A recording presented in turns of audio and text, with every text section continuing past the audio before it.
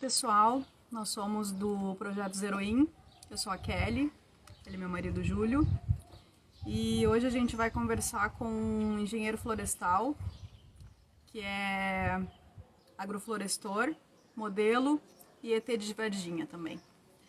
E a gente conversou com ele para a gente falar sobre os princípios agroflorestais. Vamos esperar ele entrar aí, não sei, cadê ele? Como é que faz pra... O que tu quer fazer? Deixa eu chamar ele. É aí mesmo. Só que as pessoas precisam entrar, né? Vamos... Opa, não é aqui. Vamos tentar chamar ele aqui. Vou sair daqui, onde eu tô? Dar um alô pra ele.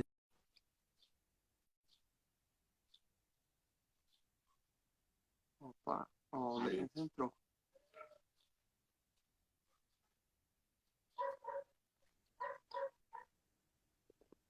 Ah, Opa, e aí? E aí, beleza, pessoal? os tempo, Então, tudo bem? tudo bem? Tudo bem, sim. Contigo? Graças a Deus, tudo na paz. Tamo aí. Tá calor aí pelo jeito também?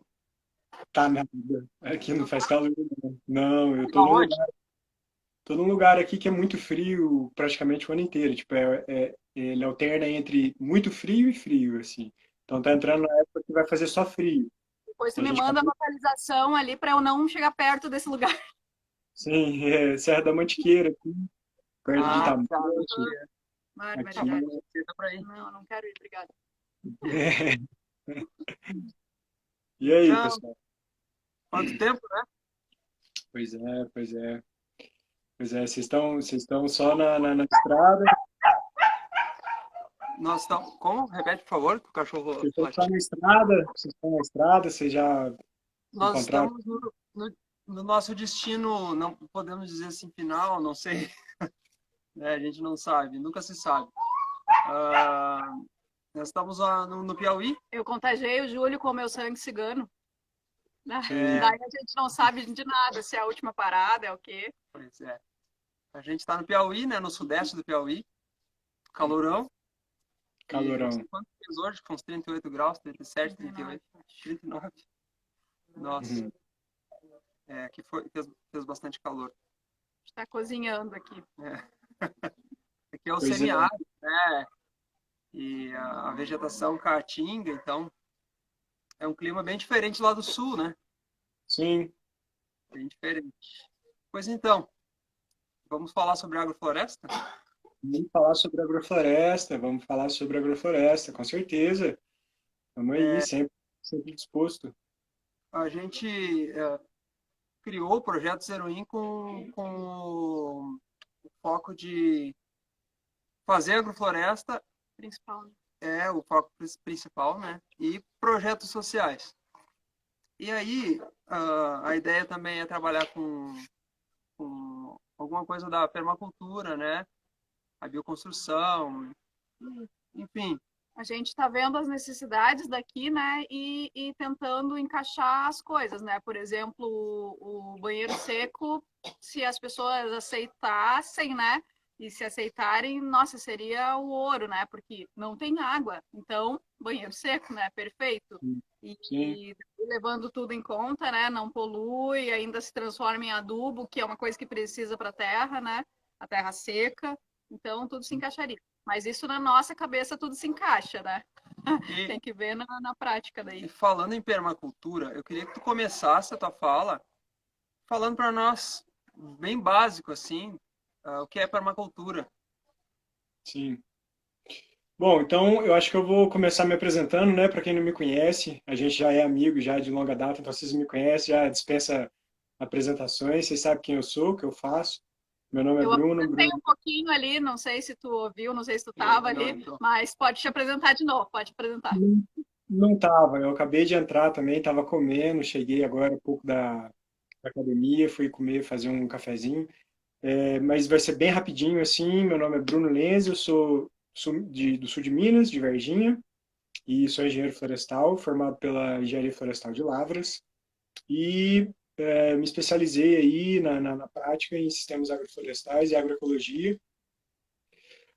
Hoje sou facilitador de curso de agrofloresta e virei escritor também, né? O ano passado publiquei o meu livro, então atuamos aí em várias áreas, comunicação, esse livro, aquele foi um dos primeiros, vocês foram um dos padrinhos aí que ajudaram no financiamento coletivo, já leram meu livro há muito tempo, né? Então é um livro que já esgotou aí essa primeira tiragem física e agora só tem a versão digital, mas muito feliz com o resultado, com o feedback do pessoal, né? Então essa experiência de ter me transformado em escritor, e, de certa forma, né, virar um artista, porque a escrita também é uma arte, né?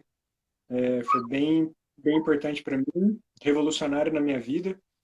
E, bom, como eu falei para vocês, um dos meus focos é a comunicação, né? Eu pretendo seguir nesse caminho por longo tempo, assim, para estar falando para as pessoas sobre a importância, né, de a gente estar conhecendo permacultura, agroecologia, agrofloresta, todas essas ideias novas aí de economia circular, sustentabilidade. Então isso é muito importante, está ficando cada vez mais em alta agora. E tem muita gente que realmente fica um pouco confuso nessas nomenclaturas, né? Quando a gente fala permacultura, agroecologia, agrofloresta, agricultura sintrópica, agricultura regenerativa, o que que é isso, né? Então, eu nos meus cursos, eu costumo sintetizar de uma maneira bem didática, né? Num quadro, explicando para o pessoal que a gente começa sempre do maior conjunto para o menor conjunto, né? O maior conjunto seria justamente a permacultura, né? Que a permacultura é uma ciência, um conjunto de ciências que nasceu lá na Austrália com o Bill Morrison e o David Holmgren na década de 70, se eu não estou não estou enganado. E a permacultura ela tem um foco de projetar a ocupação humana, né, no ambiente de uma maneira que seja condizente com a natureza, né? Então é uma forma de projetar designs conscientes com a natureza, né? Então ela parte de princípios naturais para uma ocupação humana num determinado local. Então a permacultura ela é bem destinada para designs, né? Desenhos de ocupação humana em um determinado ambiente. Então, ela trata desde a produção de comida, a produção de energia, destinação de resíduo, forma de interação das pessoas dentro daquele local, enfim, N fatores, né? Ela é pautada por algumas éticas e alguns princípios que todo projeto deve tá respondendo, e aí não tem necessidade de ficar entrando aqui em cada ética, em cada princípio permacultural, mas só para o pessoal ter uma ideia, né, a permacultura ela seria esse conjunto maior que tá preocupado com a ocupação humana de uma forma ecológica, né, de uma forma que seja condizente com o espaço, respeitando características do local, respeitando a sabedoria dos ancestrais, é isso, fechando ciclos, né? Isso é muito importante dizer também, que a permacultura tem sempre por objetivo o fechamento do ciclo, tentando fazer com que aquele local, né, que está sendo ocupado pelo ser humano, seja o mais autossuficiente possível, né?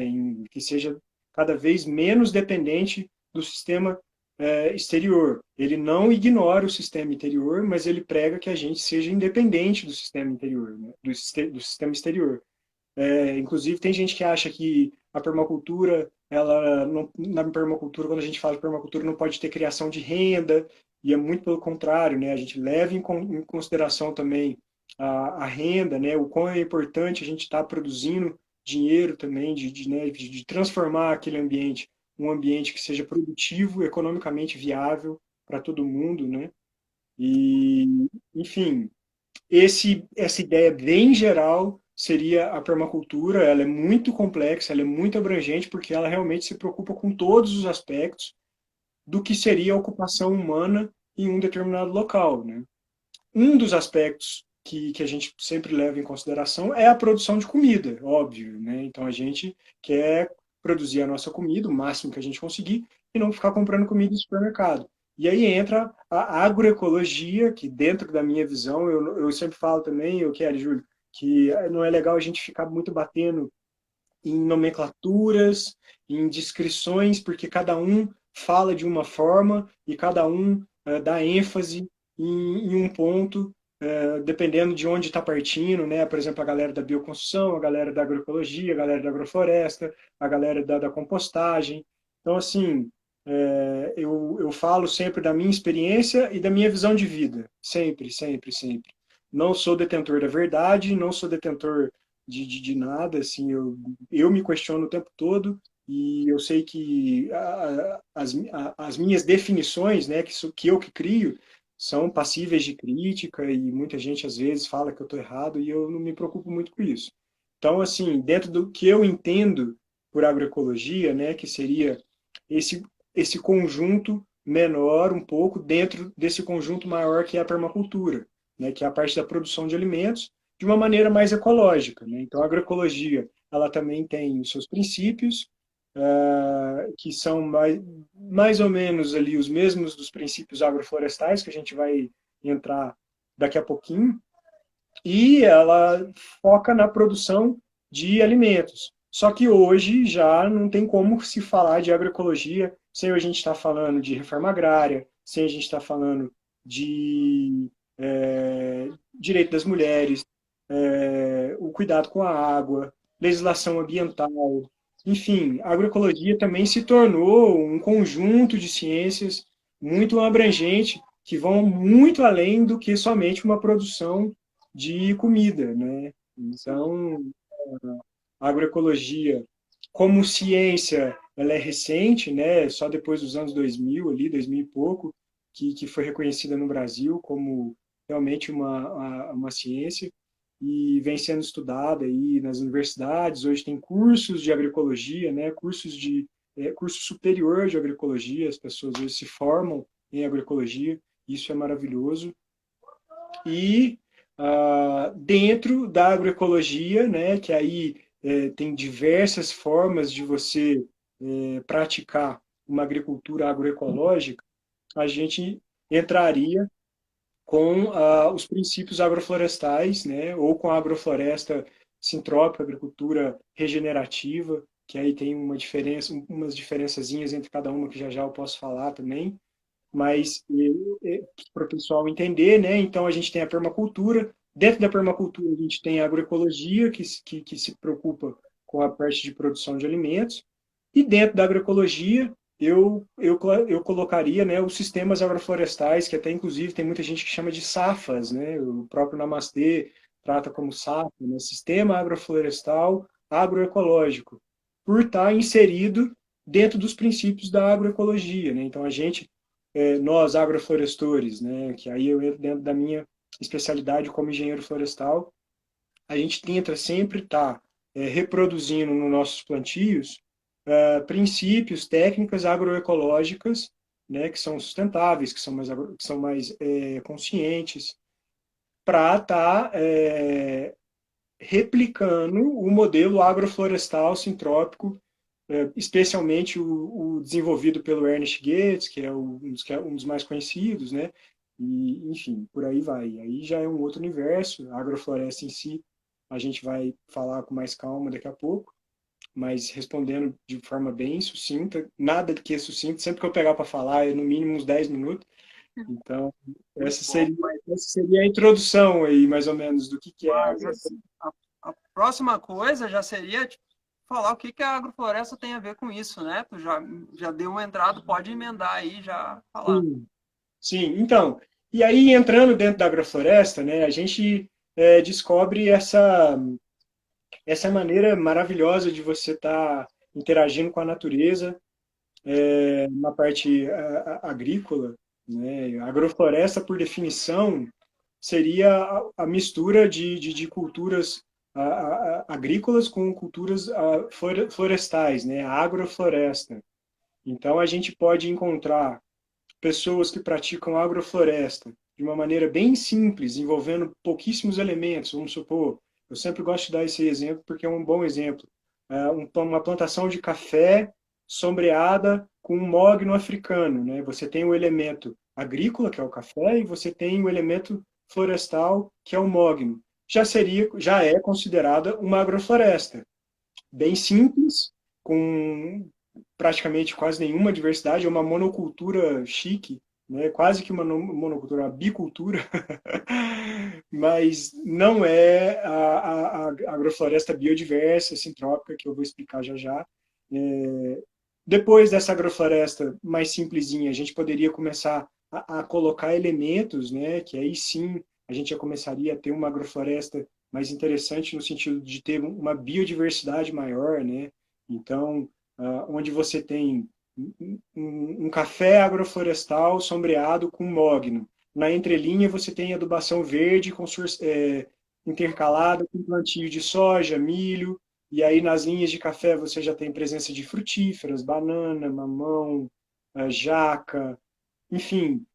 A partir do momento que você começa a aderir ali elementos, né, tanto florestais quanto agrícolas, o plantio começa a ficar com uma cara mais de agricultura sintrópica, de agricultura regenerativa, né, que é uma agricultura que responde a alguns princípios, e um deles é a biodiversidade, que a gente vai estar falando já já. E, enfim, então já falando, né, sobre quais seriam esses princípios da agricultura sintrópica, ou sim a agricultura regenerativa, ou agricultura de processos, como muita gente chama, né, que é essa forma de interação com a natureza, que foi sistematizada pelo Ernest. Tem muita gente que acha que o Ernest criou a agrofloresta. Se você falar um negócio desse para ele fica bravo e é capaz de te dar uns topetão, porque não foi ele que criou nada. Ele sistematizou, né? Ele pegou uma série de conhecimentos adquiridos por ele e por todas as pessoas que trabalharam com ele durante a vida dele e sistematizou, né? O Ernst, ele simplesmente pegou toda uma sabedoria ancestral, reuniu uma vida toda de proximidade muito grande com a natureza, que ele é um ser muito especial, sempre teve próximo da natureza, e ele sempre foi um observador desses princípios naturais na vida dele, né, em todos os lugares que ele passava. Então, ao longo da vida, por tentativa e erro, ele criou, né, esses princípios, essa sistematização, que segundo ele, segundo muitos profissionais, podem ser reaplicados em qualquer bioma, é claro que respeitando as características de cada local, de cada bioma, né? Então, ele desenvolveu essa forma de agricultura que responde, né, aí, como eu falei para vocês, varia muito aí de autor para autor, de profissional para profissional. Tem gente que fala que tem 7 princípios, tem gente que sintetiza em 4. Eu, às vezes, cito 6, 5. Eu estou contando, assim, quando vê, dá diferente. Mas, basicamente, para o pessoal entender, né, grosso modo, o que seria agricultura sintrópica. Agricultura sintrópica, sintropia, é o oposto de entropia, né? Entropia é aquela situação onde você parte de uma realidade completamente organizada e onde tem bastante energia acumulada e você vai para uma situação desorganizada e nesse caminho existe perda de energia. Essa entropia, basicamente, o processo que acontece com todos nós seres humanos, está acontecendo milhões de vezes por segundo em todo lugar na natureza. E a sintropia, ela seria o oposto, né? A sintropia, ela seria a realidade que parte de algo completamente desorganizado, sem energia, e ela vai para uma outra realidade muito organizada, complexa, e nesse movimento tem um acúmulo de energia. É por isso que a sintropia ela é maravilhosa, né? Que ela acumula energia e ela tende a um sistema que se organiza por si próprio, né? E ele se regula por si próprio, que é o que a gente vê na natureza. Então, a agricultura sintrópica é uma agricultura que mimetiza princípios observados na natureza. Então, o que a gente tenta fazer em todos os projetos, em todos os passos que a gente vai fazer no campo, é nada mais, nada menos que imitar a natureza. como que a gente imita a natureza? Qual que foi a sacada do Ernest de criar essa sistemática toda, né? Ele observou alguns princípios que são até já conhecidos da ecologia, por exemplo, a sucessão, né, a estratificação, e outros elementos que ele pôde ver, né, em todos os lugares que ele ia nas matas. E ele falou, tá, se a gente implementar um sistema seguindo esses princípios desde o começo, a gente vai vamos direcionar o nosso cultivo a um processo sintrópico. Então, esses princípios são, né, como eu falei, a sucessão ecológica, né, vou resumir bem rapidinho assim, o que seria sucessão ecológica. Sucessão ecológica é a variação da ocupação vegetal no mesmo lugar ao longo do tempo. Imagina um lugar onde você vai tirar uma foto hoje, e aí vai passar um ano, você vai tirar outra foto daqui a um ano, vai passar outro ano, vai tirar outra foto naquele mesmo lugar. Então, a sucessão é a variação da ocupação vegetal que vai ter naquelas fotos, né? Então, toda a área tende a uma evolução mais complexa na natureza, deixar ela parada lá, uma área de pasto, uma área degradada que seja, ela vai sempre estar se tornando mais complexa, com elementos mais diversificados, né? Então, a sucessão ecológica, ela seria esse movimento no tempo, né? Onde analisa quem que está ocupando ali aquela área e mudando, né? Quem que está ocupando ali ao longo do tempo, enfim. Mas basicamente isso, é difícil explicar assim em tão rápido, sem estar se desenhando. O pessoal hoje não é um conceito muito difícil de entender, porque é um conceito já muito batido na ecologia, não é muito simples, né? E depois da sucessão a gente tem a estratificação florestal, que a estratificação florestal ela está relacionada a duas coisas, né? Uma é a ocupação, né, das árvores na parte vertical, então seria mais ou menos, bem entre aspas, a altura da copa, a altura que as plantas ocupam, e ela também está muito relacionada com a capacidade, né, a tolerância de sombreamento que essas plantas têm, né? Então tem o extrato rasteiro, o extrato baixo, o extrato médio, o extrato alto e o extrato emergente. Tem gente que classifica entre estratos, né? Tem gente que classifica extrato baixo-médio, extrato médio-alto, alto-emergente, enfim. Aí entra dentro daquela parada que eu falei para vocês, que é a nomenclatura, que cada um olha de um jeito. Mas só para o pessoal entender, estratificação seria mais ou menos essas camadas que as plantas ocupam dentro de um organismo natural, não necessariamente floresta, tá? Isso é muito importante, eu vou falar depois. A gente nem sempre trabalha para construir florestas, a gente trabalha para restaurar biomas. Nem todo bioma tem floresta. É por isso que a gente tem que trabalhar com as características de cada bioma, de cada local, para poder estar restaurando biomas, e não florestas necessariamente. E sempre que a gente fala agrofloresta, o pessoal acha que a gente vai construir floresta em tudo que é lugar. Realmente tem muito lugar para fazer isso, mas tem muito lugar que não. Então, sim, já ouvi pessoas falando que não querem usar o sistema agroflorestal. Não, porque eu não quero uma floresta aqui em casa, não quero uma floresta aqui no meu pátio, né? exato. Por exemplo, vocês estão na Caatinga, né? Vocês estão na Caatinga. A Caatinga é um bioma maravilhoso, maravilhoso, que você não encontra formações florestais, né? Então, assim, por ser um bioma que tem essas características do árido, do semiárido, né? São plantas muito especialistas em acúmulo de água, né? Em temperaturas muito altas, escassez hídrica. Então, não necessariamente a gente vai conseguir construir uma floresta subtropical no ambiente da Caatinga. Não estou falando que seja impossível, viu, galera? Hoje em dia, com irrigação, com tecnologia, a gente até consegue fazer milagres, assim, muitas coisas. Só que não é nisso que a gente se pauta. Não é sempre construir florestas, mas restaurar biomas. É por isso que o próprio Ernest não gosta de falar que o que ele faz é agrofloresta. Ele gosta de falar que o que ele faz é agricultura sintrópica, ou agricultura regenerativa, que é uma agricultura que vai regenerar o ambiente onde ela está sendo construída ali, né? Eu tenho uma área, quais que são as características dessa área? Em que bioma que ela está inserida? Quais que são os potenciais dessa área? vamos usar isso, vamos usar característica local. Não tem nada dessa de ficar importando as praxes florestais de outros biomas, né? Então, o que acontece lá no sul, o que acontece na Amazônia, o que acontece no Cerrado, são muito particulares desses biomas.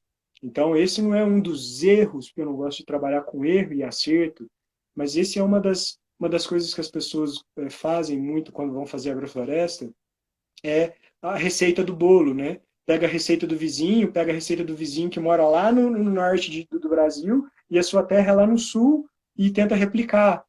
E esquece que a gente está trabalhando com característica local. Então, isso é uma coisa muito importante para o pessoal sempre estar se atentando, né?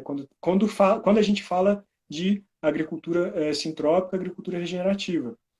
O terceiro princípio, que eu qualifico como sendo um dos mais importantes de todos, é a cobertura de solo, né? Que é a maneira que a gente tem de imitar a serrapilheira na floresta, mas mesmo em biomas onde não tem serrapilheira, né, que não é uma floresta, a gente tenta manter o solo o mais coberto possível, porque solo exposto é ferida aberta, é prejuízo, o solo não pode estar recebendo luz solar direto, chuva direto, então a gente tenta proteger o solo o máximo possível, porque quem trabalha com agrofloresta sabe que o que a gente faz, na verdade, é restauração de solo, né? A gente faz restauração de solo que leva à restauração de biomas.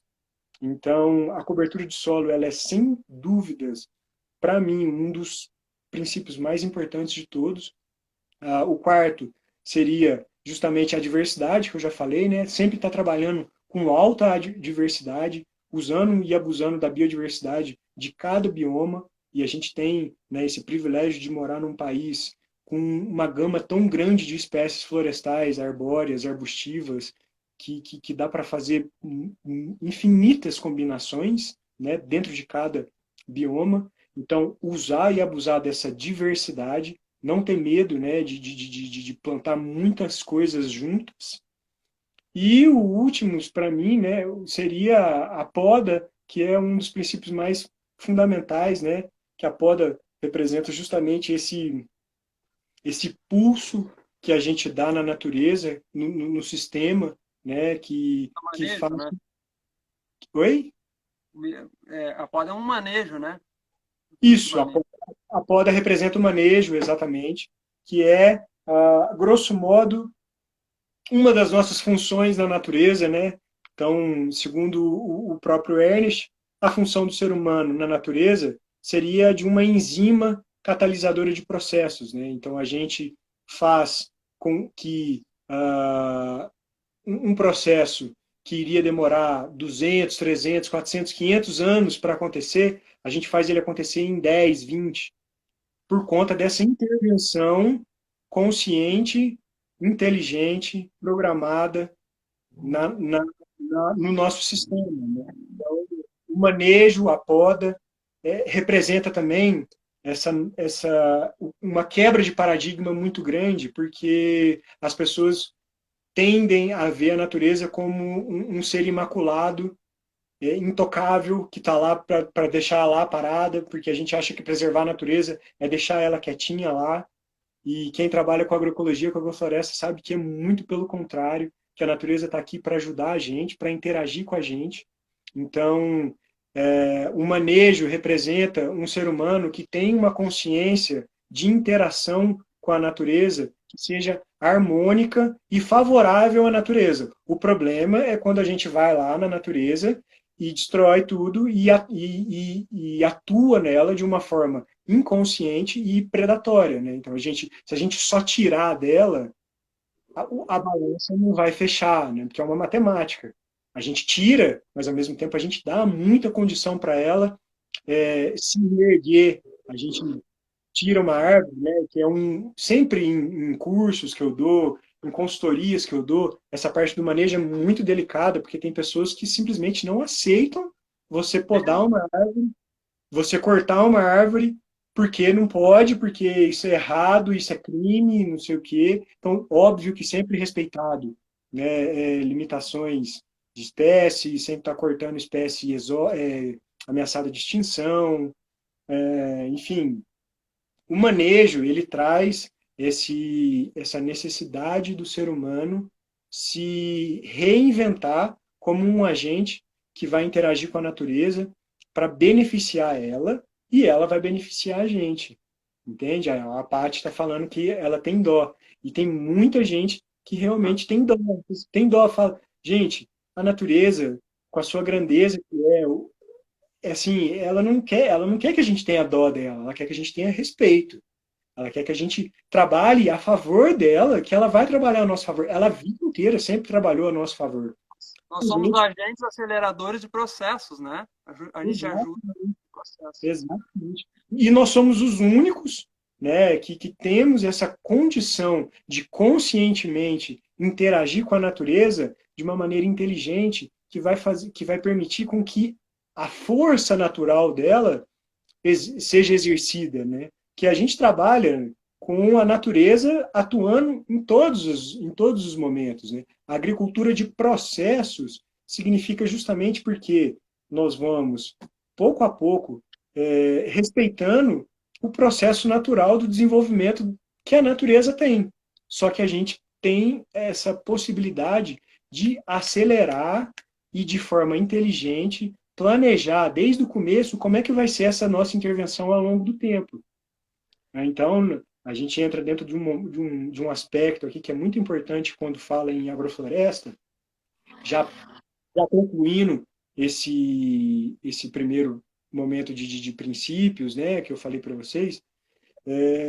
Beleza, entendemos o que é, como fazer como funciona a agrofloresta. Agora a gente precisa entender como fazer uma agrofloresta, que aí é uma tecla muito importante que tem que ser batida sempre, que é a parte da organização e do planejamento, né? Então, a agrofloresta, para se fazer uma agricultura sintrópica bem feita, demanda muito estudo, muita prática e muito planejamento, né? Para que a gente possa estar diminuindo a possibilidade de erros ou de contratempos. Contratempos não está entre aspas, não, mas erros bem entre aspas, como eu falei, não gosto de falar em erro e acerto, tudo está tendendo para um desenvolvimento, até o que a gente tem uma frase maravilhosa do próprio Ernest Gates, que eu sempre cito, né, que ele fala que a melhor coisa que a gente pode fazer para o planeta hoje é uma agrofloresta bem feita. A segunda melhor coisa que a gente pode fazer pelo planeta hoje é uma agrofloresta mal feita.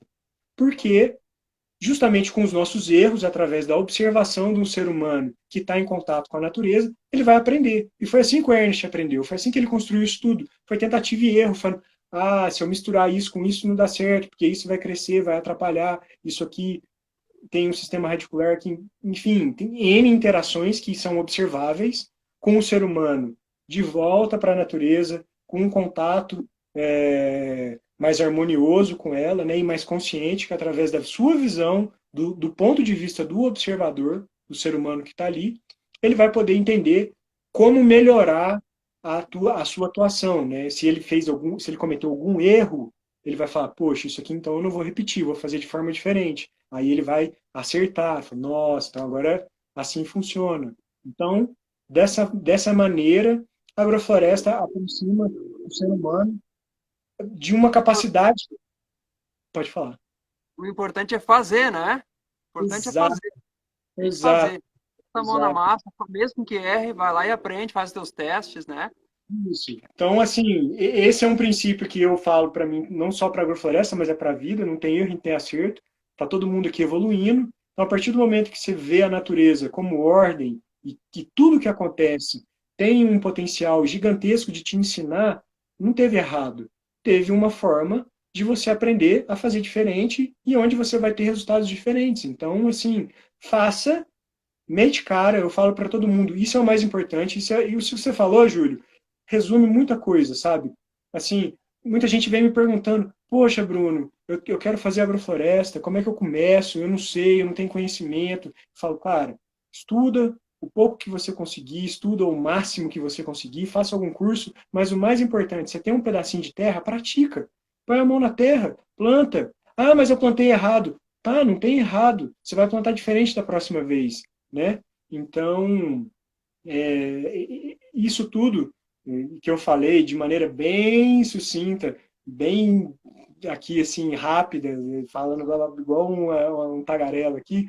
A gente fala em cursos, eu falo no meu livro, eu falo em podcast, eu falo sempre onde que eu posso, né, que é, é como se fazer agrofloresta, que envolve, né, desde esse estudo prévio para se entender história da agricultura, né, entender quais que são as influências da agricultura moderna no mundo hoje, né, que aí a gente já começa a extrapolar a visão de mundo que vai além de agrofloresta, né, que é essa necessidade da gente entender o porquê que a agrofloresta é importante, a quem a agrofloresta serve, né, esse momento de renovação na terra e tudo. Então, a agricultura sintrópica ela é maravilhosa até para isso, que ela tem esse poder, né, de reconectar o ser humano com um estado seu observador da realidade e ao mesmo tempo crítico, né, realmente crítico ao ponto de querer entender todo o entorno, o que está acontecendo, por que, que a gente está plantando do jeito que a gente está plantando, onde que começou isso,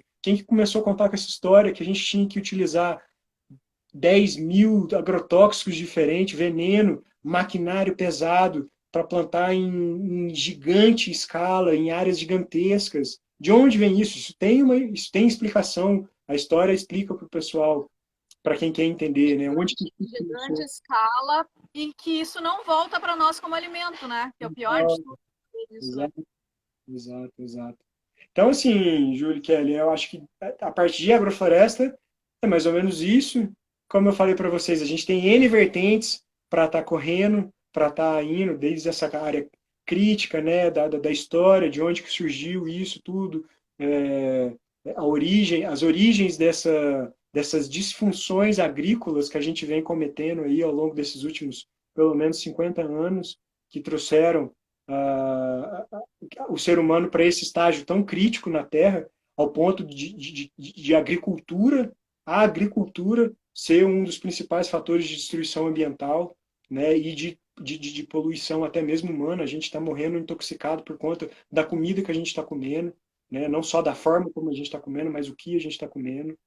Eu conheço vocês, eu sei o como vocês são críticos em relação à alimentação e tudo, então eu acho que é de extrema necessidade a gente estar questionando, né, não só o que a gente come, mas como a gente come, né, de onde vem a nossa comida, todo esse cenário da agricultura que tá aí construído, estabelecido no mundo, especialmente em países de terceiro mundo, que acabam acarretando todas as consequências ambientais aí mais desastrosas que a gente pode imaginar, né? Que está aí já desenhada, estudada, elencada de mil maneiras na ciência atual, com artigos. Quem tiver curiosidade, eu falo, a informação está aí. É que a gente se tornou um bicho tão preguiçoso que a gente esqueceu da importância de estudar, de criticar, a gente só quer saber de celular, televisão e conforto e luxo e vamos e achando que está tudo certo, né? Então, eu defendo muito o pilar da alimentação ser um pilar de questionamento da nossa realidade, que a alimentação realmente ela é indispensável, a gente não vive sem, é uma coisa que a gente faz várias vezes ao dia e o mundo inteiro faz, todo mundo come todos os dias, várias vezes ao dia, e isso tem causado grandes problemas para a gente, né? Uma coisa, uma pergunta. Por que sim agrofloresta e por que não agricultura convencional? Basicamente, assim. Tá, primeiro, eu vou falar porque sim agrofloresta. Por que não agricultura convencional? Eu acho que nem eu não sou o tipo de pessoa, porque tem muita gente que me conhece pelas pautas que eu defendo, que eles acham que eu sou contra a monocultura, que eu sou contra a forma de totalmente tem que extinguir. Eu não acho isso. Eu acho que poderia haver uma busca por um equilíbrio. Eu acho que tem espaço para todo mundo no planeta Terra. A gente tem espaço para produzir em larga escala, para produzir ração, para produzir commodity, e ao mesmo tempo a gente tem muito espaço para produzir de forma regenerativa, consciente, né? Quando a gente olha na matemática da quantidade de terra que tem nas mãos de tão poucas pessoas, na minha cabeça seria um mínimo, né? Um mínimo que esse pessoal, principalmente de governo, né, poderia começar a pensar é equilibrar o máximo possível essa balança, né? Ao invés de ser 95% monocultura e 5% agroecologia, agricultura familiar, a gente poderia chegar, sei lá, 70-30. Isso já seria revolucionário. A gente já teria ganhado o jogo. Então, Bruno, eu não falo não para a agricultura moderna, mecanizada. Eu só acho que essa é uma agricultura muito perigosa para ser desenvolvida do jeito que é e ocupar 95% da produção agrícola mundial, entende? Então, assim, o porquê não dela é porque ela realmente ela é autodestrutível, ela é tóxica, ela é cara, ela é extremamente excludente no ponto de vista social, né?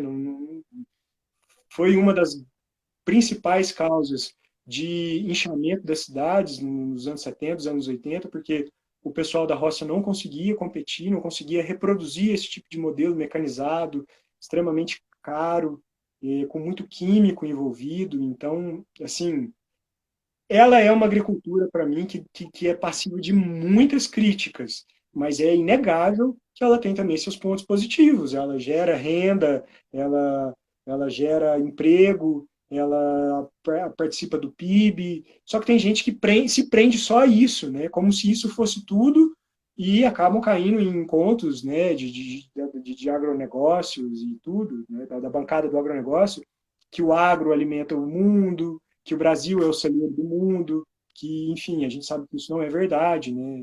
Então, por trás desse modelo agrícola, existe muita má intenção de quem governa, de quem tem o poder para manter as coisas como estão, porque é muito interessante para eles. Que a partir do momento que a gente começar a descentralizar poder, descentralizar terra, descentralizar capital, a gente vai ter esse pequeno grupo de pessoas que detém um poder tão grande, vai ter que começar a abrir mão de benefícios, de mordomia, enfim, de lucros exorbitantes, né? Sempre, no final das contas, é sempre dinheiro, sempre influência, sempre poder. A natureza está jogada para escanteio.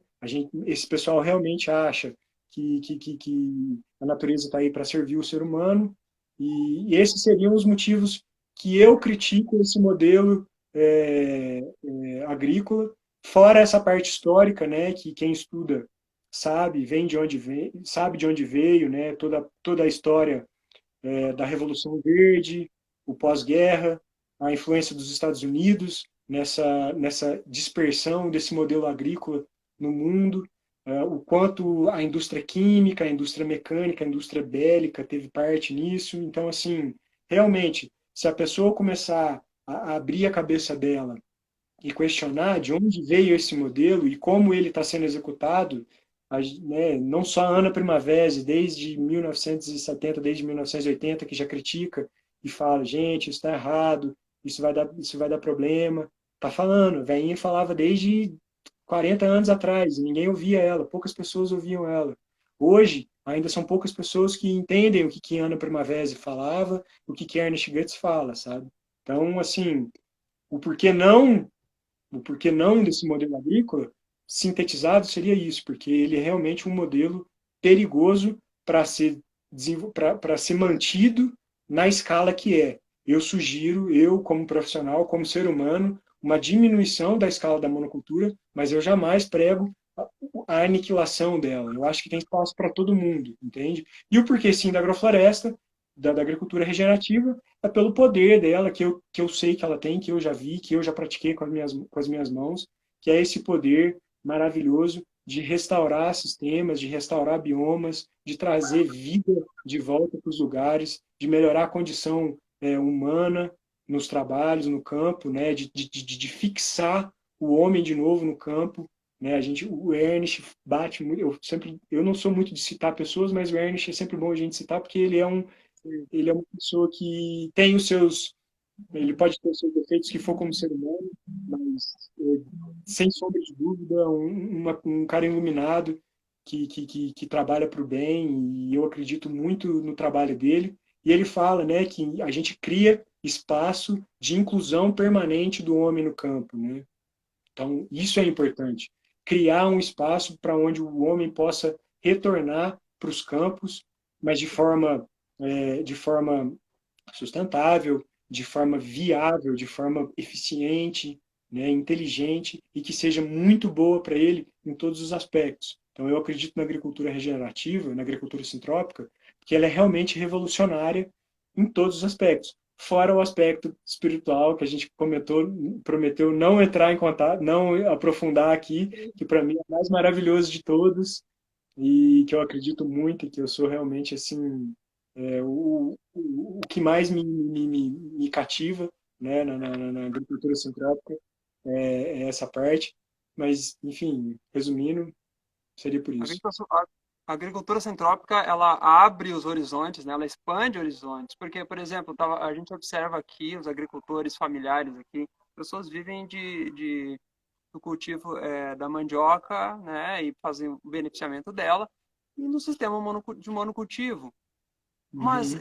as pessoas não prestam atenção que entre cada pezinho de mandioca tem um espaço, né? Sim, Que tem, se planejar, se pensar um pouquinho mais, tu pode ter outros frutos, pode viver, vender ou comer, né, os frutos que vão dar ali. Então as pessoas copiam aquele grande modelo de monocultura e colocam no seu quintal, ou na sua área, no seu hectare lá. E aqui um dos problemas que não tem é a falta de terra, porque aqui tem bastante terra, tá? Aproveitando o espacinho aqui, a Pati K. Maciel perguntou: vocês têm sugestões para quem mora na cidade grande? Que mudanças podemos fazer? Eu posso falar um pouquinho aqui que uma das mudanças que ela pode fazer é vir para o campo, que foi o que a gente fez, mas né, quando a gente não tem essa possibilidade ainda, né, pode trabalhar.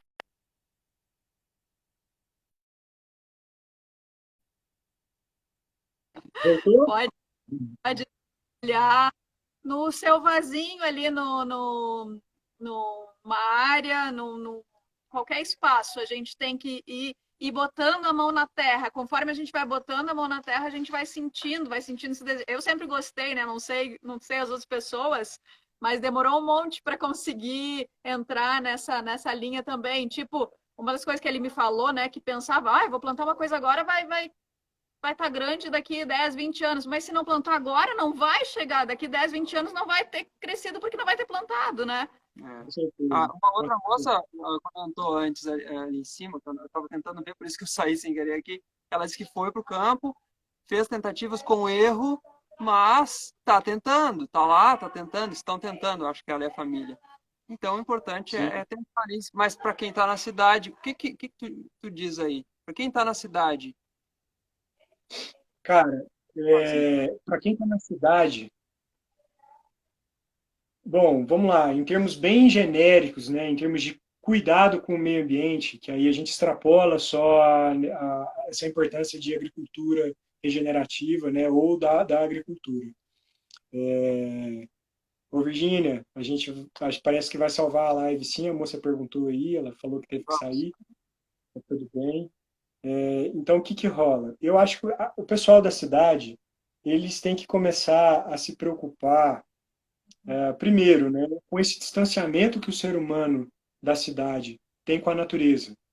Isso para mim é um dos fatores mais importantes e que demandam uma atenção muito grande, né? Então, a pessoa da cidade, sempre que ela puder, procurar estar tendo contatos com a natureza o máximo possível, né? Ou com viagens, ou ir para um parque, ou, sei lá, prestar atenção no passarinho que está cantando na cidade, prestar atenção nas árvores que tem na rua, porque tem muitos elementos ainda dentro da cidade, né? Então, assim, o primeiro aspecto de todos, o mais importante para mim, é esse, né? É buscar formas de ter esse contato com a natureza de novo.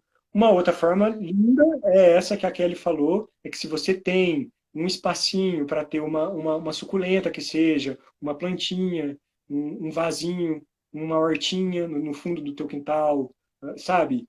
Incrível, comece a fazer isso também, a cuidar das plantas, a interagir com as plantas, trocar ideia com elas, né? Sentir essa presença da planta no ambiente, que isso já é maravilhoso, isso já é comprovado cientificamente que tem um poder gigantesco sobre o ser humano, justamente porque remete o ser humano a esse estado natural dele, que é o estado de proximidade com a natureza, com a planta em si, especialmente mulheres, né? Dizem que mulheres têm uma grande conexão com plantas, Então, isso é incrível de se fazer.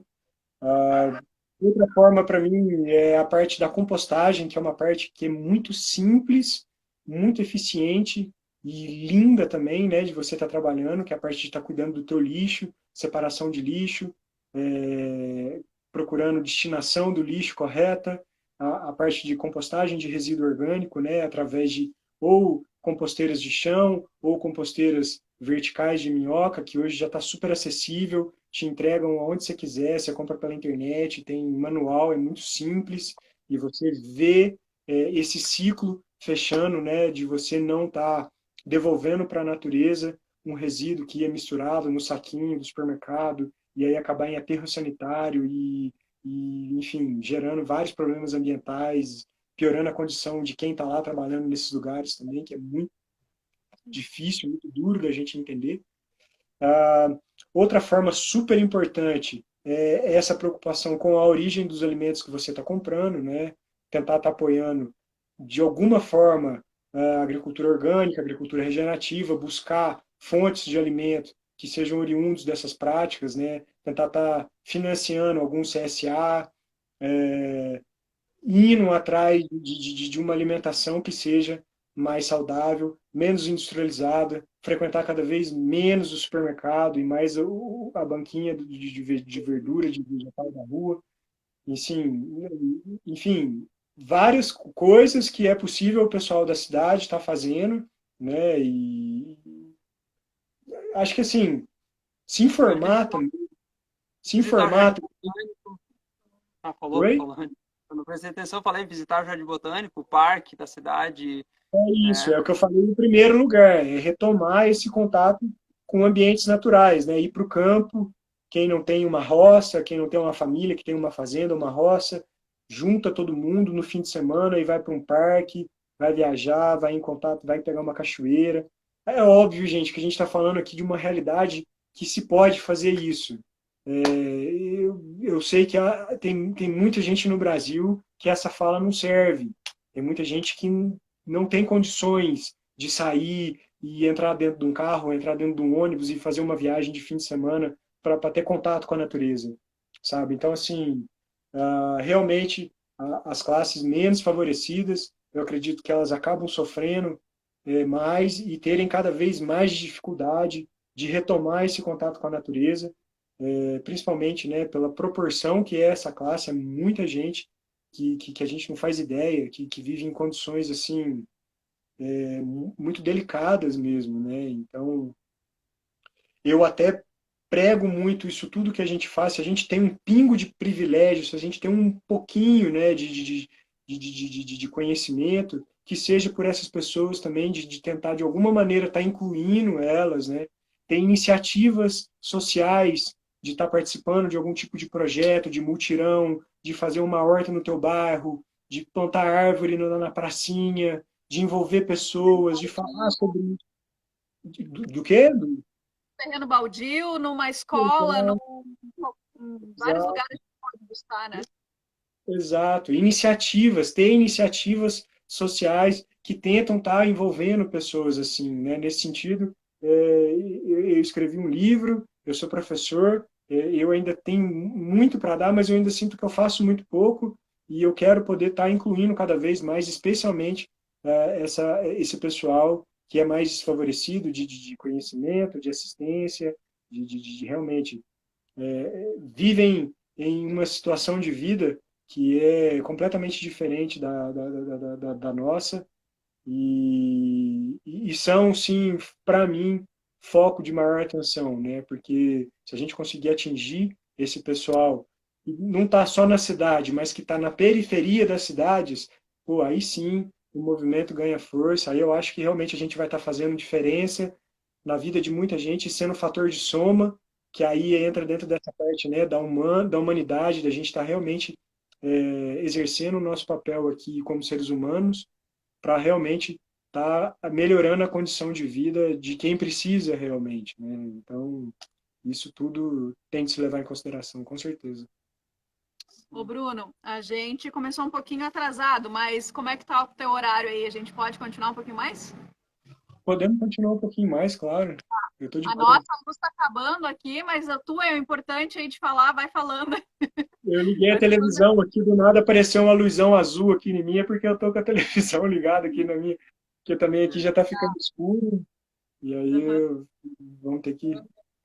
Eu queria entrar num assunto que é um pouco difícil, mas é uma realidade que a gente está vendo. E hoje mesmo a gente foi atingido por ela, que é as queimadas, tá?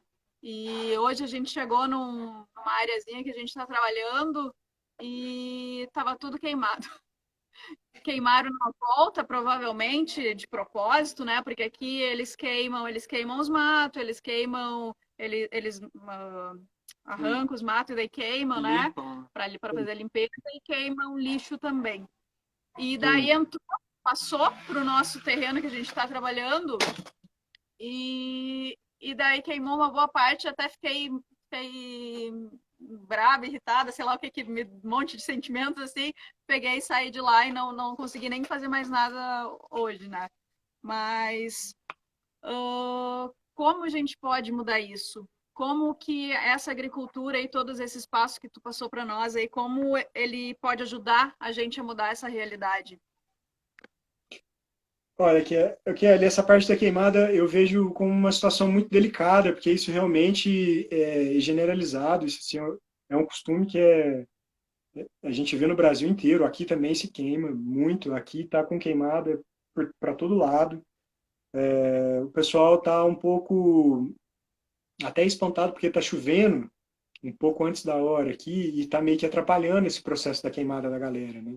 Porque a galera costuma queimar aqui antes das águas para poder plantar, né? E também para poder eliminar o que eles chamam de indesejáveis no pasto. Eu vejo isso como um problema sistêmico de zona rural, não tem como mudar a cabeça do pessoal que faz isso sem informação, sem conteúdo, né? Então tem que ter proximidade de órgãos tipo Imater, Senar, que são órgãos que tendem a estar informando o pessoal dos malefícios da queimada, do que dá para fazer diferente. A gente tem que entender que, na maioria dos casos, são pessoas que vivem essa realidade desde que o mundo é mundo, são técnicas que foram passadas do vô para o pai viu o avô fazendo, o filho viu o pai fazendo, e é aquilo, e não tem discussão. A gente entra muito na parte do quão um pouco a mentalidade ainda do pessoal que está na zona rural é uma mentalidade mais difícil de ser quebrada, difícil de ser penetrada, né? Essas técnicas que eles fazem, para eles isso tá certo, isso nunca fez mal para ninguém, eles nunca tiveram a noção de ou estímulo que seja de pensar no quadro todo, né? Que todo mundo botando fogo, no final das contas vai ter um resultado negativo muito, muito grande. Eu acho que essa mudança de consciência tende a acontecer naturalmente com a virada de gerações, né? O que eu posso ver é que a galera que está vindo agora mais nova, né? E os netos já estão começando a questionar mais as coisas, já estão começando a não fazer isso, já estão começando a discutir com o pai, avô, pô, não põe fogo, isso é errado e tudo. Então, isso é delicado porque é difícil você entrar dentro de uma mentalidade que é muito rústica mesmo, é muito dura. O pessoal, antes fosse só isso, né? Tem tantas outras coisas que a gente tem que conversar. Queimada, o pôr fogo é só uma delas, assim. E não adianta, eu acho que realmente falta falta mais boa vontade, falta mais interesse realmente do Estado, de pessoas realmente que têm o poder em mãos de estar influenciando esse galera do campo, de estar levando informação, de estar levando conhecimento, de estar levando capacitação do que seria melhor fazer ao invés de pôr fogo, do que má vontade das pessoas que fazem isso, que eu vejo que fazem isso porque sempre se foi feito, e como o espírito de questionar não existe, então é aquilo, e eu vou tacar meu foguinho aqui, sabe? Eu não estou fazendo mal para ninguém, eu não consigo ver nada além do meu próprio umbigo, e então isso para mim nunca vai ser um problema. A partir do momento que as pessoas não deixarem de pensar dessa forma, dificilmente elas vão começar a entender que é necessário uma mudança de concepção, né, da maneira como a gente está interagindo com a natureza, que aquilo não é legal, aquilo pode ser feito de uma forma diferente. Nem, até lembrando que o fogo é uma coisa que acontece naturalmente na natureza, em alguns biomas, especialmente no cerrado. O fogo, em algumas situações, ele até tem aspectos positivos, mas realmente, assim, os perigos são muito maiores e a forma como o pessoal faz realmente para mim não é legal. Então, assim, é um desafio que vai além até das minhas próprias capacidades de análise, porque acho que eu não tenho uma profundidade tão grande assim de apontar para vocês, assim, ó, é isso, tem que fazer isso, tem que fazer aquilo. É um trabalho de conscientização de base muito grande que eu acredito que tende a acontecer, como eu falei, de uma maneira mais facilitada com essa virada das gerações, com o pessoal novo que está vindo aí. A gente espera que o planeta Terra não exploda antes disso acontecer, mas é isso, tem que seguir falando, tem que tentar educadamente trazer informação. Aqui a Carla Cordeiro. Tivemos muita dificuldade em recuperação de solo por questões de queimadas e agrotóxicos dos antigos donos. É isso que a gente tem que tentar regenerar, né? E ano passado que teve, ano passado ou no começo desse ano, nem me lembro agora. Final do ano passado. Mas teve uma queimada muito, muito grande aqui, nas serras aqui. E, inclusive, o Whindersson Nunes mandou avião ou coisa assim para ajudar a apagar, porque foi grande mesmo, assim, terrível. E tu falou ali de que a natureza já faz isso, né? Faz a queimada, mas eu lembro que eu vi uma aula do Fernando Rebelo, do CEPES, e ele já trabalhou no IBAMA, e ele fala que de tudo que ele já viu, assim, né? Pouquíssimas vezes é da natureza. E quando que é da natureza? Quando, por exemplo, cai um raio. Só que quando cai um raio? Quando está chovendo. E se cai o raio porque está chovendo, logo em seguida esse fogo vai ser apagado, entende? Então não é esse fogo que acontece aí, não, né? É sempre muito traumático, né? Porque a gente foi visitar uma área aqui de um possível plantio, né? Uma área para a gente cuidar. E aí logo apareceu, uma área mais longe aqui, logo apareceu alguns apicultores nervosos. Não, aqui vocês não podem, porque numa época aí, colocaram fogo, pegou fogo nas nossas caixas de abelha, a gente teve uma perda muito grande, e a gente não quer vocês aqui. Aí até a gente explicar, não, nós trabalhamos assim, assim, assim, com a agrofloresta, né? Explicamos, fomos na casa do líder deles ali, explicamos, tá. A gente não tinha entendido isso, a gente achou que fosse uma galera que está querendo botar fogo. É complicado, é traumático. Gente, é complicado demais, assim. A gente está falando de um assunto aqui que é tão difícil de falar quanto o agrotóxico, quanto maquinário pesado no solo, enfim, quanto monocultura. São coisas que estão enraizadas na cultura do campo. E realmente eu falo que muita gente faz isso simplesmente porque é o que sempre foi feito, nunca teve esse costume de questionar, não sabe o porquê. Enfim, eu acredito realmente no poder do conhecimento, né, de estar levando para esse pessoal o conhecimento, o máximo que a gente conseguir, educação, respeito também, porque tem que entender que muitas vezes a gente está falando de pessoas que são muito tradicionalistas, né, muito fechadas e reproduzem aquilo, né, há muito tempo. E aí, dependendo da maneira como você aborda, você soa muito, né, arrogante e eles têm essa dificuldade de receber coisas novas, especialmente em determinados lugares do país que são muito bairristas, assim, se você vem de fora, falando, isso não pode, pô, eles não te ouvem no dia. Então, assim, é delicado, é delicado. Esse tema, esse e vários outros temas são realmente delicados, assim. O fogo é complicado. É bastante, né? E eu acredito, assim, eu infelizmente eu ainda vejo que a gente está um pouco longe de resolver isso, sabe? Acho que a gente ainda vai ter que enfrentar muitas consequências desastrosas e até realmente o pessoal começar a ter uma consciência em massa de que isso é danoso, de que isso é muito mais prejudicial do que positivo, né? Como eu falei, Eu acho assim, eu não descarto o ponto positivo do fogo, mas eu só pondero pelos perigos, né, e pelo que pode causar realmente em termos de dano ambiental, assim. Isso é realmente muito triste. se cada um que está assistindo agora, cada um dos amigos que está assistindo, procurar fazer a sua parte, né? Quem sabe falar para algum parente que mora no campo para não fazer queimada, dar um conselho, mostrar a agrofloresta, a opção da agrofloresta, né? Mostrar outras opções, passar adiante, né? Eu acho que isso conta muito, porque nós estamos aqui porque passaram adiante para nós. Tu foi um Claro, dos que foi um agente nisso. Então, eu acho que se cada um fizer a sua parte, né? Eu acho que a gente já pode tocar um pouco mais adiante aí a agrofloresta, né? com certeza. Não só a agrofloresta, todas as outras formas que se tem de cultivar de uma maneira mais inteligente, né? Não só necessariamente a agrofloresta, eu não acho que é só a agrofloresta que vai salvar o mundo.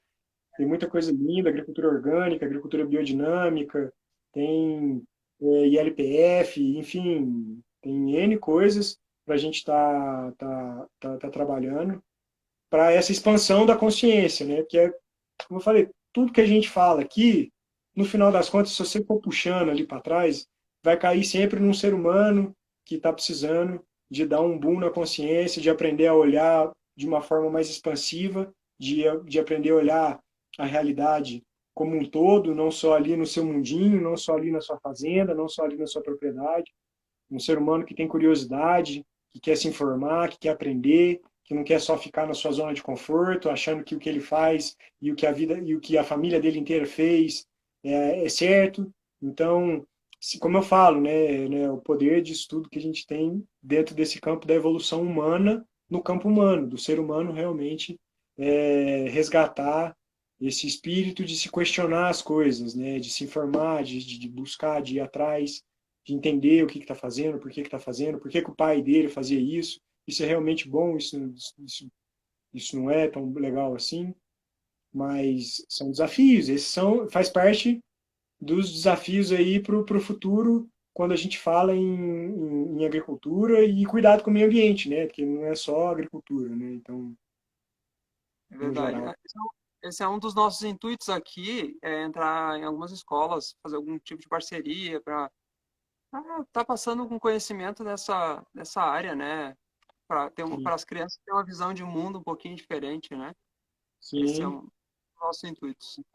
Não, a parte da educação ambiental com crianças é uma pauta que, assim, ela é vital, tem que ser feita e tem que ser feita cada vez mais baseada, acredito eu, nesses parâmetros de sustentabilidade, de expansão da consciência, de começar a trazer ideias novas, de realmente fazer a criança pensar. E é difícil também, porque não é muito interessante para os governantes, para as pessoas que detêm esse governo, o controle, né, da realidade, que a gente crie seres humanos inteligentes, capazes de questionar a realidade, que a partir do momento que a gente começar a fazer isso, eles que vão estar em risco, né, a gente vai começar a questionar a maneira como eles conduzem as coisas, mas eu acredito, sobretudo, no trabalho com criança, no trabalho de educação ambiental, né, em novas maneiras de se educar, especialmente porque muita gente fala educação, quando eu falo educação, muita gente acha que a gente está falando de escola. Não necessariamente. Na realidade, não é escola. A educação, para mim, é feita dentro de casa. A educação é feita dentro de casa. Escola é direcionamento profissional, não é direcionamento humano. Então, assim, a educação, para mim, a base da educação é familiar, é dentro de casa, é se rever princípios. Então, e isso tudo, mais uma vez, demanda o quê? Seres humanos que têm capacidade de questionar as coisas, de entender a realidade de uma maneira mais expansiva, de ter esse espírito questionador, né? E não só simplesmente pegar a bagagem que recebeu da geração passada e passar para frente como se aquilo fosse perfeito, correto, não vou questionar nada porque meu pai que me fez assim, porque minha mãe que fez assim. Tem gente que ainda tem muita dificuldade de questionar a própria família, de questionar a própria religião, de questionar o próprio governo, aceita tudo mastigado e acaba engolindo coisa que não precisava, né? E aí vai somatizando, a gente está cada vez mais doente, a gente está cada vez mais maluco, mais paranoico, mais acelerado. Infelizmente, estamos passando isso com as crianças estão vindo, são maravilhosas, todo mundo sabe, todo mundo sente isso, as gerações que estão vindo são seres de luz, seres especiais, mas de nada adianta se essas pessoas, se esses seres forem educados por seres humanos que ainda representam valores antigos. Isso eu falo sempre, a gente tem que estar buscando quebrar paradigmas, olhar para o paradigma novo, do que a gente precisa daqui para frente, e não do que foi feito até agora, que o que foi feito até agora trouxe a gente para esse buraco. Então, se a gente está nesse buraco, é porque alguma coisa está errada. Se tivesse certo, se a nossa maneira de educar crianças, a nossa maneira de se ter famílias, a nossa maneira de se ter profissionais, tivesse boa, tivesse realmente condizente com o que a gente precisa no planeta, a gente não ia estar se destruindo e destruindo o planeta a um ritmo que a gente nunca viu antes, né? Então, a gente está no fundo do poço, sim, e eu acredito que por nós, por conta própria, né? Então foi a gente que chegou aqui. Então a gente precisa de arrumar formas de sair daqui. E isso passa, para mim, necessariamente por essa educação que é, repito, de base familiar, que é dentro de casa, que é realmente pegar esses jovens, essas crianças e tentar mostrar para eles um universo de possibilidades completamente diferentes e novas do que a gente vinha fazendo até então. Mas isso é difícil, isso é revolucionário. Aí entra dentro do campo da espiritualidade, que a gente não vai falar. Eu gosto da área de saúde, né? E muitas pessoas falam que, eu sou, por exemplo, diabético porque é hereditário, meu pai era, sei lá quem era. Aí a gente vai ver, na verdade não é hereditário, o que é hereditário são os hábitos. O mesmo hábito do avô, da mãe, do pai, do Sim, tio, é igual, exatamente. as doenças são iguais ou fico pior ainda, né? Cada vez vão Sim, piorando mais. sim. E tem N estudos provando já que essa parte do gene ela corresponde a menos de 5% das probabilidades de doença, que a gente tem total capacidade de reverter e suprimir isso mesmo com um estilo de vida mais saudável. Mas é o O que você ambiente. falou, né? O ambiente, claro, e controlando o nosso ambiente. Então, assim, realmente, isso tudo, mais uma vez, galera, isso tudo é revolucionário, sabe? A gente está falando de construir uma sociedade, educar pessoas pautadas em valores, em preceitos que são completamente diferentes do que o que a gente vem tendo. Isso é o mais difícil da galera entender, que é aí que é a raiz de todos os problemas. Que quando eu entendi isso intrinsecamente, eu falei, pô, eu preciso escrever isso para o pessoal. Eu não quero falar só para a galera que a agrofloresta é importante, mas eu quero falar que também a gente precisa construir novos seres humanos que vão entender que a agrofloresta é importante, porque senão eu vou estar falando para a parede, para pessoas que não vão entender o que eu estou falando. Então, enquanto eu não tiver cabeças abertas, corações abertos para entender que permacultura é fundamental, que agroecologia é fundamental, que economia circular é realmente uma boa, que é possível conviver com diferenças, que é preciso aprender a coexistir com diferenças, que a gente está se matando, que a gente está se destruindo, que a gente está se envenenando, que para muitas pessoas como eu, como vocês, é o óbvio, isso é óbvio, porque está na nossa cara. Tem muita gente que não consegue ver o que está na frente da própria cara. Tá indo, tá num buraco, tá doente, tá morrendo, tá repetindo o padrão e tá achando que tá tudo bem. Não, é o governo, o próximo governo que vai melhorar as coisas. É o candidato X, é o candidato Y Esperando, que vai fazer a diferença. senta Sempre, esperando. sempre terceirizando a responsabilidade, sempre colocando para fora a culpa, sempre procurando o culpado. Ou é o clima, ou é o aquecimento global. Nunca sou eu, nunca é a minha família, nunca é o meu hábito, nunca é a minha maneira de estar vivendo, sempre é o outro. Então, enquanto a gente não conseguir mudar isso, que, repito, para mim, essa é a base de toda qualquer desordem, qualquer coisa de errada que você for achar no mundo. Eu vou te falar que é um ser humano que não entendeu o que é ser humano, que quer que está aqui na Terra, coexistindo, com valores, com respeito ao próximo, com respeito à sua casa, com consciência de humanidade, principalmente, né? Então, isso para mim é o mais importante, isso é o mais maravilhoso desse movimento todo, que ele permite ser um portal para que a gente entre nesses assuntos e possa aprofundar com seriedade, com autorresponsabilidade, cada um olhando para si e falando, igual você muito bem disse, pô, tá, não é porque a minha família, não é porque a minha educação foi desse jeito, não é porque o meu meio é assim, que eu vou continuar reproduzindo isso. Que agora eu sou uma pessoa que tem capacidade de pensar por conta própria, e eu vou mudar isso. Eu vou fazer diferente. Eu vou fazer diferente do que o meu pai e minha mãe fez. Eu vou fazer diferente do que o amiguinho fez, do que o pastor faz, do que o presidente faz, do que o prefeito, do que sou eu comigo mesmo. Aí, nesse movimento, eu acredito que a gente pode alcançar grandes melhorias em um curto espaço de tempo. Enquanto a gente não for nessa raiz, que é de cunho humana, que para mim é de cunho espiritual, e, enfim, enquanto a gente não entrar nisso, a gente vai ficar patinando aí. Júlio, tem mais alguma pergunta?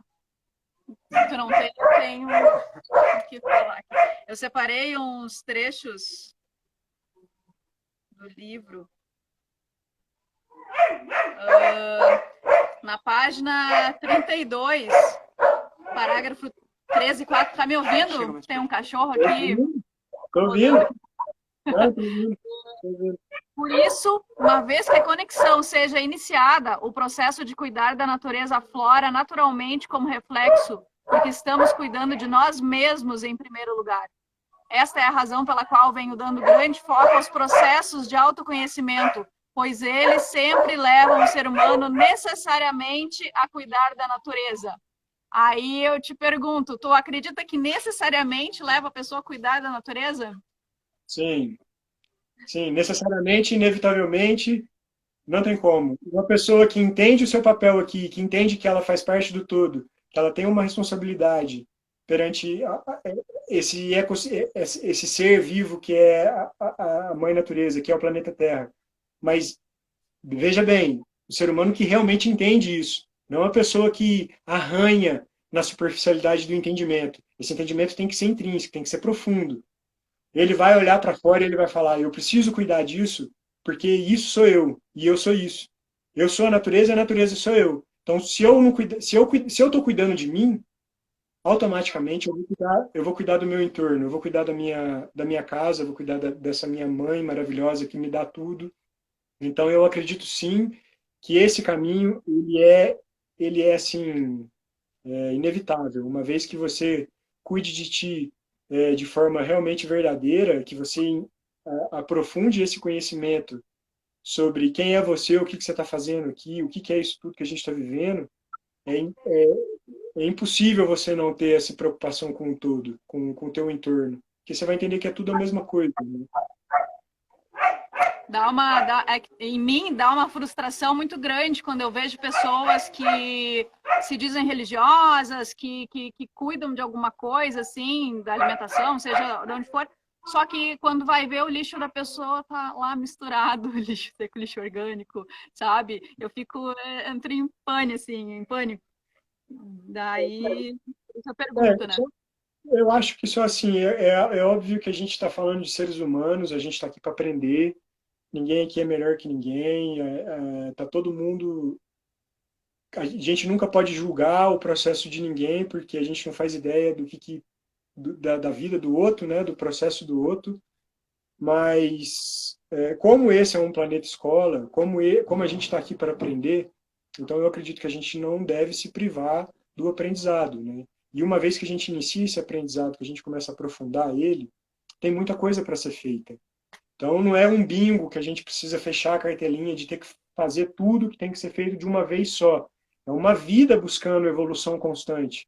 Então, à medida que você vai evoluindo nesse processo, você vai entendendo o mecanismo e ampliando a tua capacidade de realmente atuar de forma mais consciente, mais humana, de forma regenerativa, para ser mais humano, para ser melhor consigo mesmo, para ser melhor com quem está do teu lado, para se cuidar da natureza. E em cada aspecto desse, tem infinitas coisas a serem feitas. Porque se eu for olhar só, por exemplo, como que eu posso ser melhor comigo mesmo? Pô, 1 milhão de coisas para fazer, infinito. Como que eu posso ser melhor em relação a outras pessoas? Infinito. Como que eu posso ser melhor em relação ao planeta? Infinito. Então, tem tanta coisa para ser feita, é impossível fazer tudo de uma vez só. Não existe isso. Entende? Então, caminhar. O importante é que a gente esteja caminhando e tentando fazer sempre alguma coisa melhor para que essa relação, eu comigo mesmo, eu com outras pessoas e eu com o meu entorno, esteja fluindo de forma harmônica. Só que perfeito é uma coisa que nunca vai existir. A gente nunca vai. Dificilmente vamos atingir perfeição em todos esses campos, né? Tipo, a gente não vai conseguir, como eu falei, completar a cartelinha, não é um bingo que a gente vai, pô, faço tudo. Rezo, composto, faço yoga, planto árvore, tal, sei o quê. Não dá para fazer tudo. Então é cada um fazendo o que dá, com o que tem, mas sempre entendendo que a gente está aqui para evoluir, para buscar novas formas de estar expandindo isso, porque a nossa capacidade de influenciar realmente outras pessoas, de influenciar o meio é muito grande. Então, no livro, você que leu, eu falo isso. O nosso maior poder é o exemplo. Então, a gente fazendo e mostrando para outras pessoas que é possível ser feito de diversas formas, sabe? Em todas essas áreas que eu disse, a gente vai impactar de alguma forma, né? Então, só que não é buscando a perfeição. Eu não estou aqui para buscar a perfeição, eu não estou aqui para ser, sabe, Uma colocado. caminhada, né? Não sou uma obra terminada. Eu não sou aqui para me etiquetarem, o ser humano perfeito, ele faz tudo o que precisa. Não tem essa, sabe? Então, assim, a gente tem que ter um pouco também de consciência, de ter essa flexibilidade, de entender que tá todo mundo aqui tentando entender essa loucura e tentando melhorar. Na realidade, diz que está todo mundo melhorando, quer queira ou quer não, até quem está aí destruindo, até quem está fazendo maldade, até quem está fazendo as piores atrocidades, está melhorando, só que não tem condição de entender isso agora. Vai precisar de muitos e muitos e muitos tempos, muitas vidas, para quem acredita aí em idas e vindas, né, em reencarnações, mas eu acho que a ideia geral é essa: um passo de cada vez, com consciência de direção, saber onde quer ir, especialmente, se possível, colocar esse destino aí, uma evolução, né? Adquirir conhecimento, adquirir sabedoria, construir valor, deixar coisas que sejam realmente importantes para as outras pessoas, né? Ideias, princípios, e não só coisas, e não materiais, não nada de tangível. Trabalhar muito no campo do metafísico, começar a trabalhar a fé em campos mais realmente palpáveis. Mas isso é tema para outra live, vamos deixar isso para outro momento, agora acho que a gente já deu... Deixa eu ler só outro trechinho aqui do livro Cuidando da Natureza, do Bruno, que eu tenho autografado para quem tiver inveja aí. Na página 89.2, o planeta está doente porque nós estamos doentes e nós estamos ficando cada vez mais doentes porque o planeta também está cada vez mais doente. É um ciclo que precisa ser quebrado. E essa é uma frase que eu gosto de falar muito, a gente tem que quebrar ciclos, né? Sim, na sim. nossa vida, da nossa história, da nossa família, de alguns erros, da alimentação, que a gente possa ver, isso aqui está me prejudicando, de não fazer um exercício físico, estou vendo que aquilo ali não está me fazendo bem, vou praticar um exercício físico, de todas as coisas, né? Sim. É isso aí. É isso aí. Eu acho que se resume a isso, velho. A gente está aqui para quebrar ciclos e construir ciclos novos, né? Quebrar paradigmas e caminhar e tentar descobrir paradigmas novos. E como eu expliquei no livro, esse que em particular, né? Esse do ser humano doente e da Terra doente, eu acredito profundamente que isso tem de partir do ser humano, porque, como eu falei mais uma vez, a falha essencial para mim é humana. Quando eu paro e observo a natureza, eu vejo que o único bicho no planeta Terra que não está exercendo a sua função aqui é o ser humano. O resto está todo mundo fazendo o que dá com o que tem, o máximo, na melhor capacidade possível, menos o bicho homem. Então eu acho que isso é uma responsabilidade nossa. Então, como tal, eu estou aí, como eu falei, trabalhando como comunicador, tentando falar com as pessoas, tentando dar o exemplo, dia após dia, melhorando no que eu posso comigo mesmo em primeiro lugar, mas sempre buscando estar tentando tentar expandir isso para outras pessoas, expandir isso para o lugar onde eu estou. Nem sempre é fácil, nem sempre é possível. Eu não tenho sucesso e muitas vezes é difícil conversar com pessoas, às vezes, sobre esses assuntos. Não é todo mundo que está aberto, não é todo mundo que está disposto, nem é todo mundo que quer saber disso. Então a gente tem que saber economizar energias, falar realmente com quem eu acho que está mais maduro para isso. Eu também falo isso demais no meu livro, né? Que é importante a gente tentar achar as cabeças e os corações que estão realmente abertos para ouvir isso. Porque realmente, para muitos, isso é papo de doido. Enfim, sabemos que o respeito tem que existir. Então, como eu falei, está cada um no seu processo, está todo mundo evoluindo. Tem uns que sabem mais disso, tem outros que não sabem muito. Então, vamos tentar caçar essas pessoas que estão já mais conectadas, mais ligadas com essa necessidade que está aí batendo na nossa porta de rever conceitos, de quebrar ciclos, de quebrar paradigmas, de fazer diferente do que a gente vem fazendo, porque dessa forma a gente vai conseguir chegar aí, no meu ver, né, em uma realidade onde a gente consiga estar coexistindo aqui de maneira harmônica, sabe, de forma mais inteligente, de forma mais respeitosa. E, enfim, é isso. Isso. Bruno, magnífico, muito, muito bom. Muito Valeu, Melhor, obrigada. melhor do que a gente esperava. Daça. Sempre, sempre melhor, né? Sempre melhor. Superando Sempre, expectativas. É, sempre. falar para o povo que nos assistiu, que ainda vai nos assistir, que está nos assistindo, né? Para estar aí apoiando, ajudando a divulgar os conteúdos, né? Não para a gente ganhar dinheiro, mas para a informação ir adiante, né? Sim. Curtindo e seguindo a ti, seguindo aí o teu Insta, né?